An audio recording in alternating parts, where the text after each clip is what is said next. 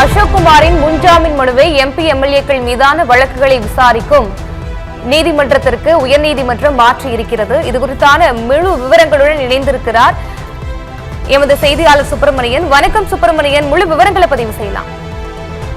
வணக்கம் பவித்ரா. தமிழக வெற்றி கழகத்தின் எம்எல்ஏவிடம் குதிரை பேரம் பேசியதாக பதிவு செய்யப்பட்ட வழக்கில் முன்னாள் அமைச்சர் செந்தில் பாலாஜி சகோதரர் அசோக்குமார் தாக்கல் செய்த முன்ஜாமீன் மனுவில் எம்பி எம்எல்ஏக்கள் தொடர்பான வழக்குகளை விசாரிக்கும் நீதிபதி முன் பட்டியலிட சென்னை உயர்நீதிமன்றம் உத்தரவிட்டுள்ளது.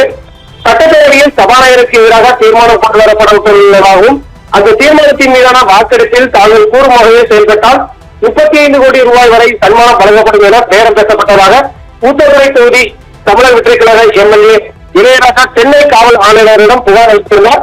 இந்த புகாரின் அடிப்படையில் திருவல்லிக்கேணி போலீசார் வழக்கு பதிவு செய்து சென்னை அருகாம்பத்தை சேர்ந்த யூடியூபர் திருநாவுக்கரசு, திருச்சியை சேர்ந்த நரேஷ், சென்னை மேடவாக்கத்தை சேர்ந்த தியாகராஜன் உள்ளிட்ட 8 பேரை கைது செய்தனர். இதனிடையே இந்த வழக்கில் முன்ஜாமீன் கோரி அசோக்குமார் சென்னை உயர்நீதிமன்றத்தில் மனு தாக்கல் செய்திருந்தார். அந்த மனுவில் தமிழக வெற்றி கழகம் எம்எல்ஏவிடம் பேசியதாகவோ, பேரம் பேசியதாகவோ அல்லது மிரட்டல் விடுத்ததாகவோ முதல் தகவல் அறிக்கையில் தமக்கு எதிராக எந்த குற்றச்சாட்டும் இல்லை என்றும் முன்னாள் அமைச்சரின் சகோதரர் என்பதாலே அரசியல் உள்நோக்கத்துடன் பொய் வழக்கில் தம்மை தொடர்புபடுத்தியதாகவும் தெரிவித்துள்ளார். மேலும் இந்த வழக்குக்கு தமக்கும் எந்த தொடர்பும் இல்லை என்றும் நீதிமன்றம் விதிக்கும் அனைத்து நிபந்தனைகளையும் ஏற்க தயாராக இருப்பதால் முன்ஜாமீன் வழங்க வேண்டும் என கோருகின்றார். இந்த மனு நீதிபதி ஸ்ரீ கோரப்பன் முன்பு விசாரணைக்கு வந்தபோது காவல்துறை பதில் தாக்கல் செய்ய உத்தரவிடப்பட்டிருந்தது.